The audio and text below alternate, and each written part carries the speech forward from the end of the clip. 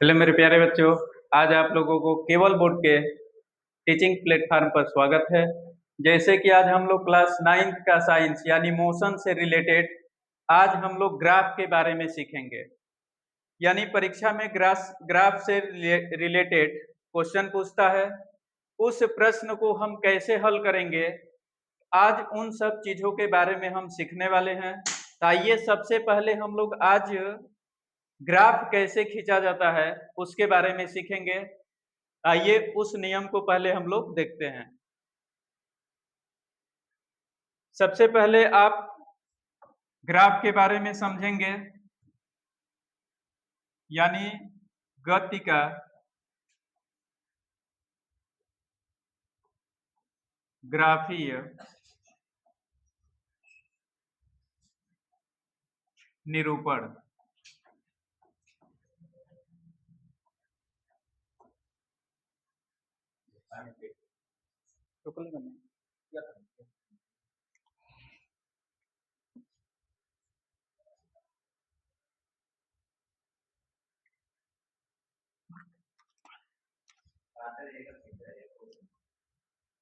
अब इसमें देखिए, गति का ग्राफीय निरूपण को हम जानते हैं ग्राफिकल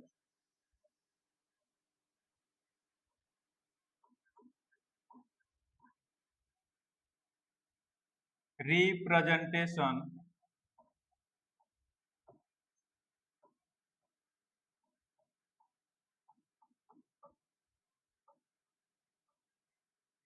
ऑफ मोशन।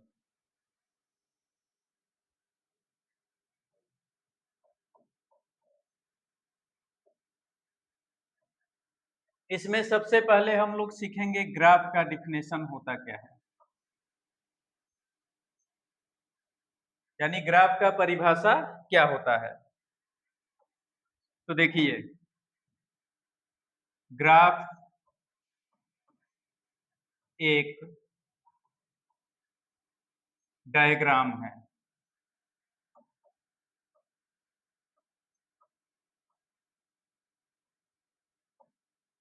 जो दो परिवर्तनशील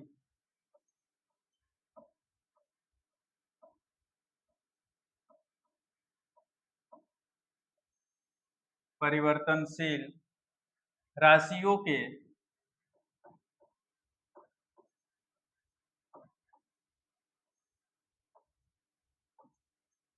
बीच के संबंध को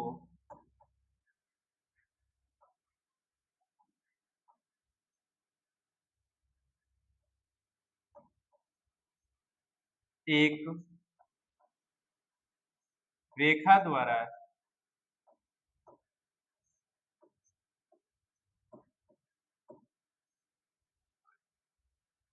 दिखाया जाता है।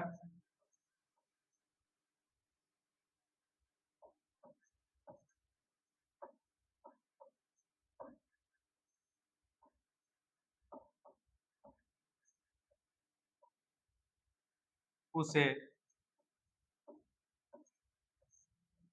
ग्राफ कहते हैं।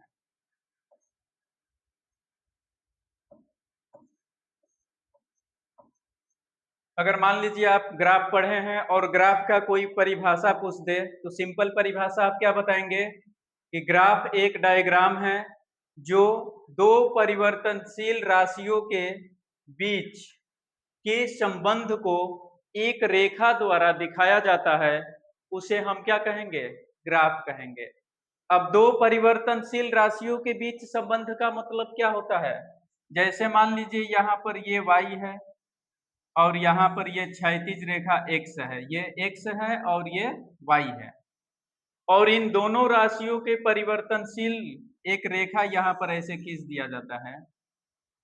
इस रेखा के द्वारा जो भी हम ये परिवर्तनशील राशि के बीच में संबंध दिखा रहे हैं उस राशि को ही क्या कहते हैं, ग्राफ कहते हैं।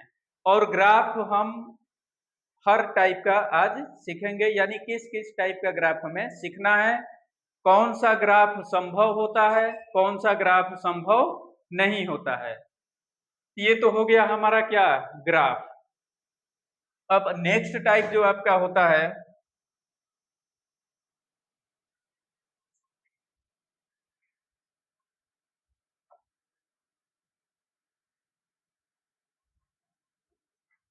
किस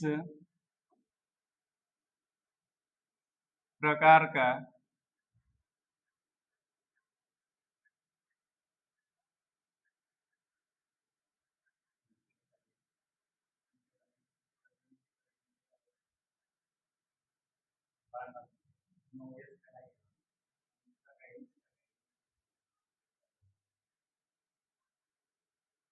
किस प्रकार का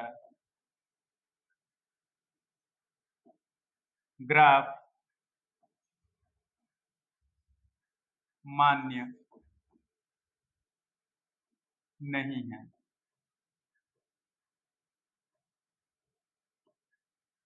सबसे पहले हम क्या जानेंगे, किस प्रकार का ग्राफ क्या होता है, मान्य नहीं है। तो देखिए कुछ एग्जाम्पल के तौर पर यहाँ पर दिखाया जा रहा है आपको कौन कौन सा ग्राफ आपका मान्य नहीं होता है। ये एक्स होता है और ये वाई होता है। एक्स जो होता है ये समय यानी टी को, और टी यानी सेकंड को दिखाता है, और वाई अक्ष की जो रेखा होती है ये एस यानी मीटर को दिखाता है। अब देखिए अगर इस पर हम ग्राफ इस तरह का बना दे, कुछ ऐसे बना दे। दूसरा अगर मान लीजिए ग्राफ आपका इस तरह से बन जाए, ये y है, ये x है। तीसरा मान लीजिए आपका ग्राफ इस टाइप का बन जाए, ऐसे। अब देखिए इसमें अंतर क्या होता है, पहले हम ये समझेंगे कि ये ग्राफ क्यों मान्य नहीं है। तो जब इसके साथ हम लंबवत रेखा इस तरह से खींचेंगे, इस तरह से लंबवत रेखा,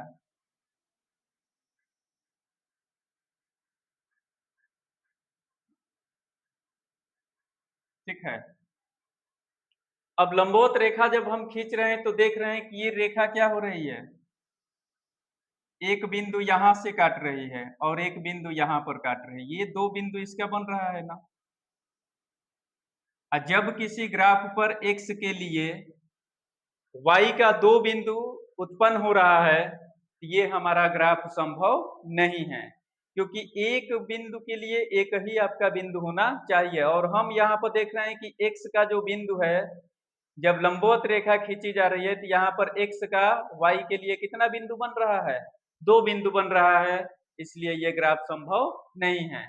इस पर चेक करते हैं, अगर इसका लंबवत रेखा खींचा जाए तो ये आएगा, इसमें बहुत सारे ऐसे बिंदु बनेंगे। अब हम देख रहे हैं यहाँ से कि x के लिए जो हमारा बिंदु बन रहा है, एक यहाँ पर प्रतिच्छेद बिंदु है और एक यहाँ पर प्रतिच्छेद बिंदु है। और यहाँ भी हम देख रहे हैं कि x के लिए हमारा y का कितने बिंदु प्राप्त हो रहा है, दो बिंदु प्राप्त हो रहा है, इसलिए ये भी हमारा ग्राफ मान्य नहीं है। अगर इसकी बात किया जाए तो यहाँ से देख लीजिए लंबवत रेखा खींचने पर,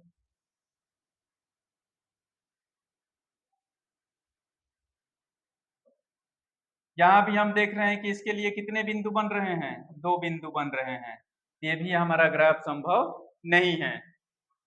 यानी नोट में आप इसको लिख सकते हैं,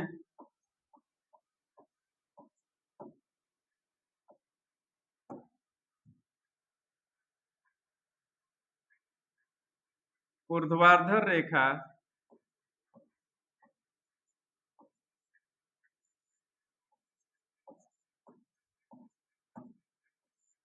ऊर्ध्वाधर रेखा खींचने पर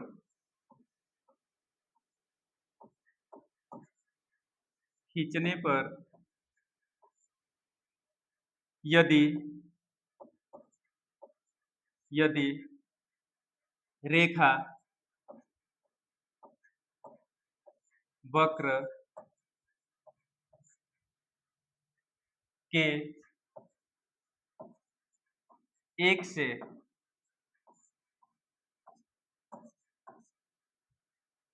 अधिक बिंदुओं पर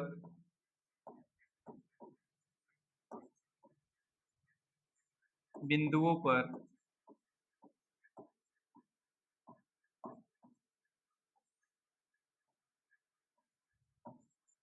प्रतिच्छेद करे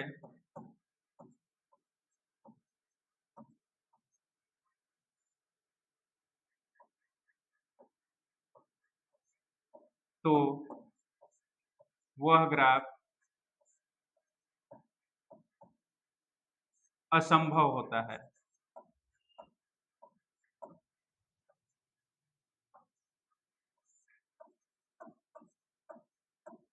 असंभव होता है। यानी जब भी हम किसी वक्र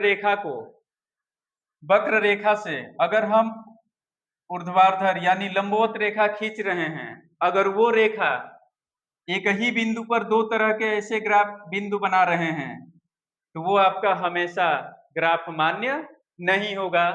इस टाइप का जो भी आपका एग्जाम्पल दिया गया है, ये कहीं ना कहीं जब लंबवत रेखा हम खींच रहे हैं, ये कहीं ना कहीं दो बिंदुओं को क्या कर रही है, प्रतिच्छेद कर रही है। इसलिए ये सब का टाइप का ग्राफ हमारा मान्य ग्राफ नहीं है। अब हम लोग समझेंगे कि ग्राफ कई प्रकार के होते हैं। तो सबसे पहले हम लिखेंगे ग्राफ हमारे पास 5 प्रकार के होते हैं। पांचों प्रकार को आज हम लोग जानेंगे।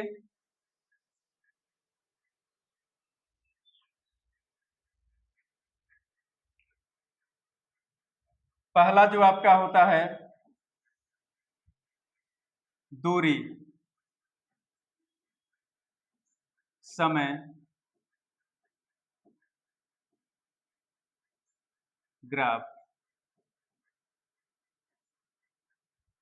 और दूरी समय ग्राफ को हम प्रदर्शित करते हैं दूरी को x से और t से, यानी इसको हम लिख सकते हैं एक्स टी ग्राफ।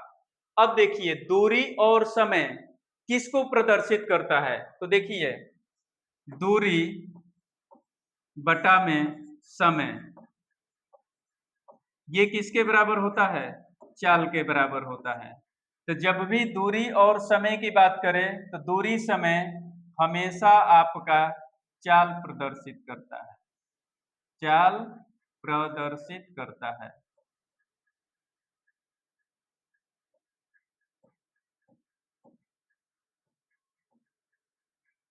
दूसरा कंडीशन समझेंगे, विस्थापन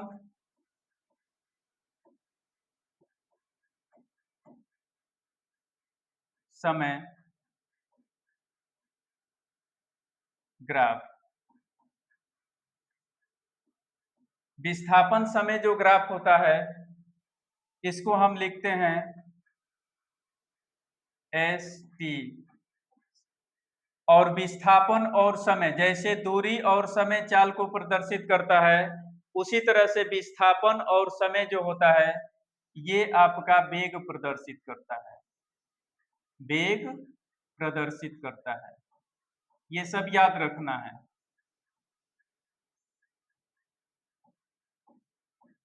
करता है। तीसरा कंडीशन है चाल समय ग्राफ, चाल समय ग्राफ। चाल समय ग्राफ को, चाल को हम लिखते हैं एस से, यानी भी से भी आप लिख सकते हैं भी टी। और चाल समय की अगर बात किया जाए तो चाल और समय का एक साथ किया जाए तो किसके बराबर होगा, यानी ये दूरी को प्रदर्शित करेगा।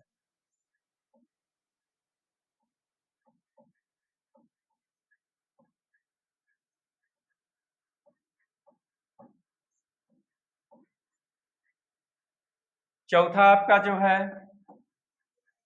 वेग समय,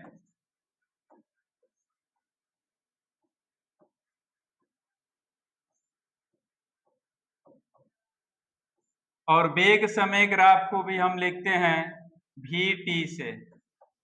और ये किसको प्रदर्शित करेगा, तो वेग और समय जो होता है ये विस्थापन को प्रदर्शित करता है, विस्थापन प्रदर्शित करता है।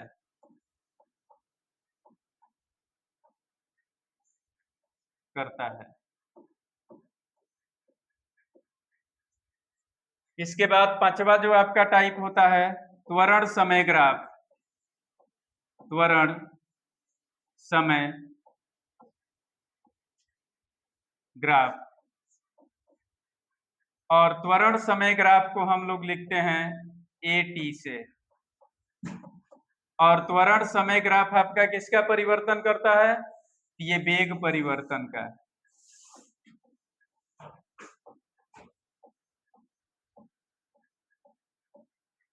प्रदर्शित करता है।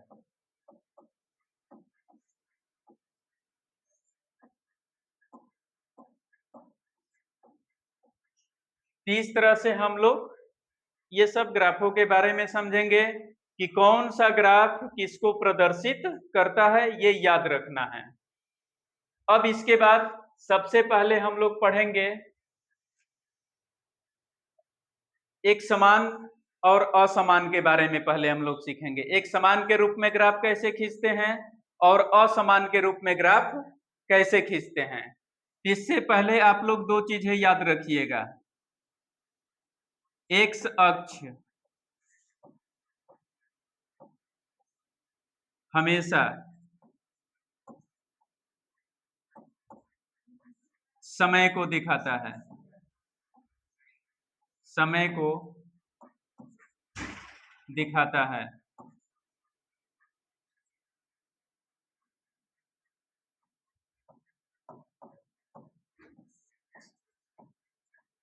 दूसरा जो कंडीशन होता है वाई अक्ष हमेशा दूरी को दिखाता है।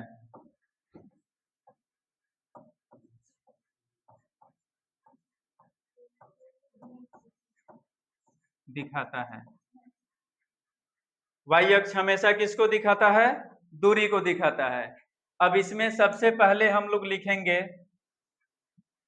विरामावस्था।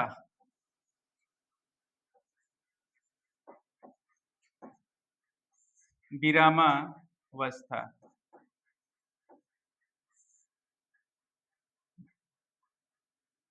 विरामावस्था समय ग्राफ।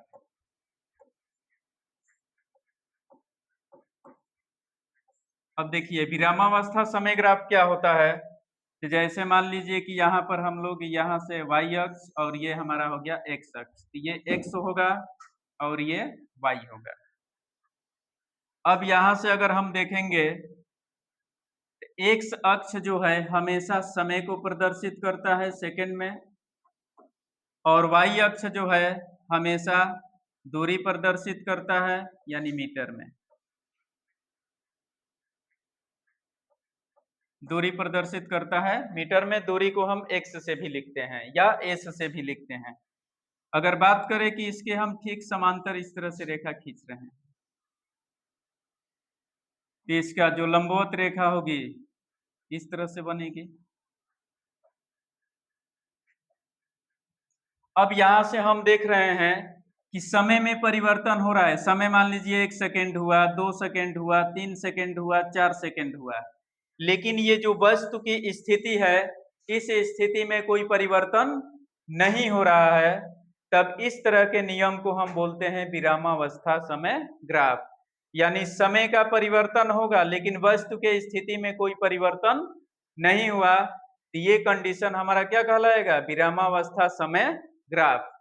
अगर इसकी ढाल की बात किया जाए, ढाल यानी प्रवणता, तो इसका ढाल हो जाएगा आपका ढाल बराबर, ढाल को ही हम लोग बोलते हैं प्रवणता, और ढाल बराबर होता है डेल्टा एस अपान डेल्टा टी। अब ढाल जो है ये किसको प्रदर्शित करता है? अब देखिए यहाँ पर विस्थापन बटा में समय, ये जो भी ढाल होगा विस्थापन बटा समय यानी ये वेग को हमेशा प्रदर्शित करता है। ये पॉइंट आपको याद रखना है। ये एक एक नंबर में पूछता है कि जब कोई वस्तु विरामावस्था समय ग्राफ में है तो उसका ढाल या प्रवणता किस रूप में काम करेगा, तो उसकी ढाल और प्रवणता जो होता है वो हमेशा वेग को प्रदर्शित करता है। इसके बाद हम लोग सीखेंगे एक समान चाल।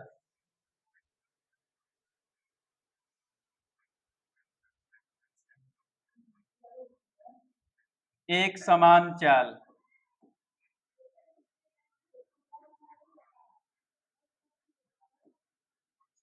एक समान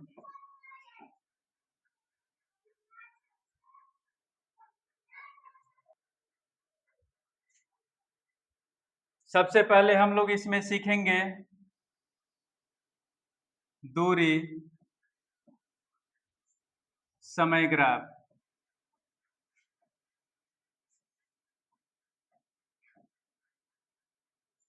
दूरी समय ग्राफ का मतलब इसमें पहला हम लोग सीखेंगे एक समान चाल। एक समान चाल।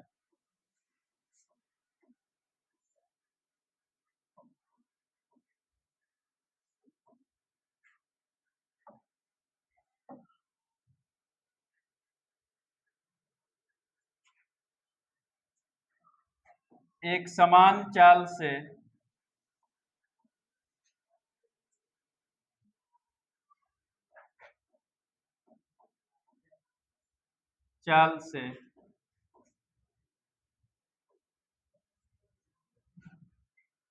गतिमान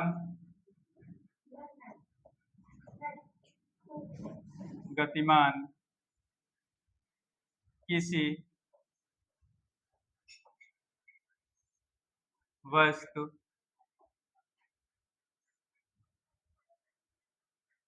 का दूरी समय ग्राफ का दूरी समय ग्राफ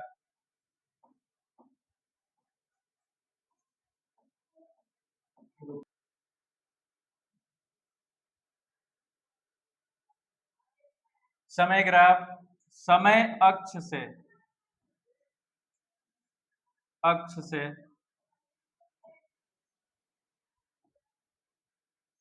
न्यून कोण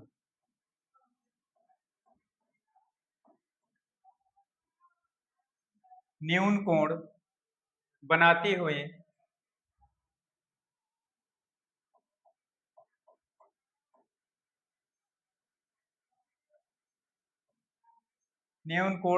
हुई एक सरल रेखा होती है। एक सरल रेखा होती है।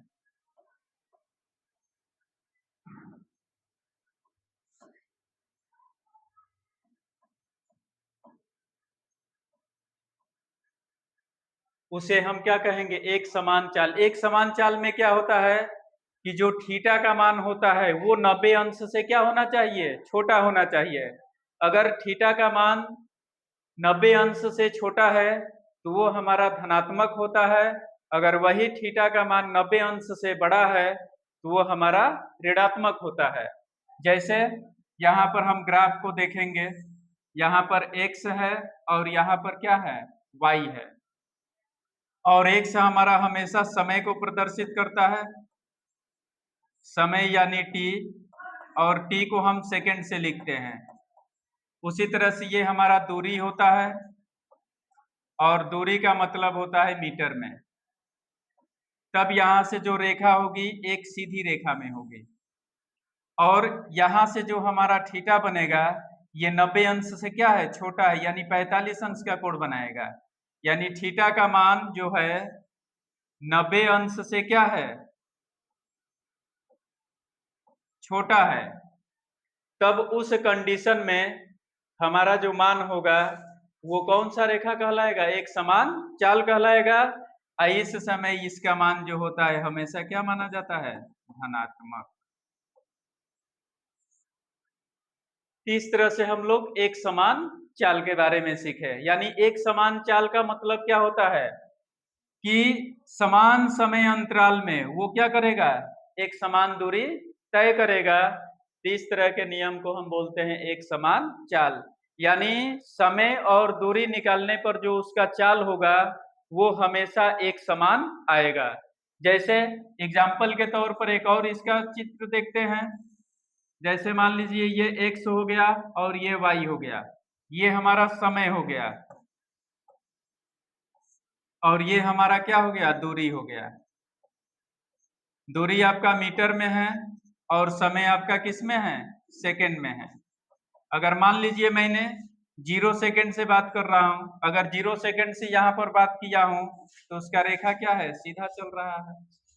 उसी तरह से यहाँ पर अगर मैंने मान लिया 5 सेकंड, 5 सेकंड में इसने दूरी 10 तय किया, 10 सेकंड में ये दूरी 20 तय किया, 15 सेकंड में ये दूरी 30 तय किया, उसी तरह से 20 सेकंड में ये दूरी क्या तय किया, 40 तय किया।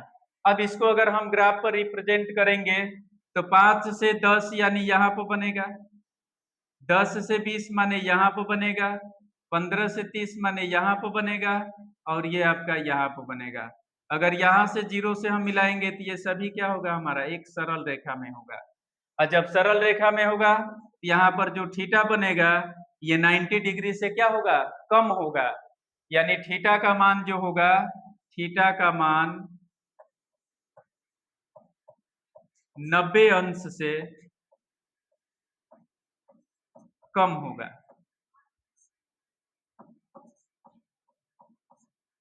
तब ये हमारा क्या होगा, एक समान चाल होगा। अब देखिए जैसे हमारे पास मान लीजिए समय कितना है, t बराबर मान लिए हमने 5,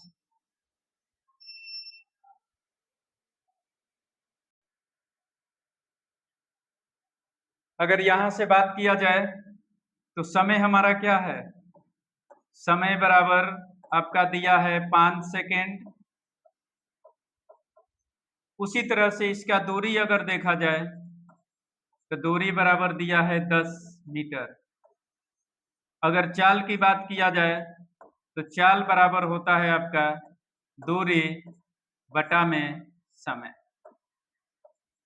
अब हम देख रहे हैं कि इसका दूरी कितना है, तो दूरी हमारे पास 10 है और समय कितना है 5। अगर इसको कटा देंगे तो कितना आ जाएगा, 2 मीटर प्रति सेकेंड।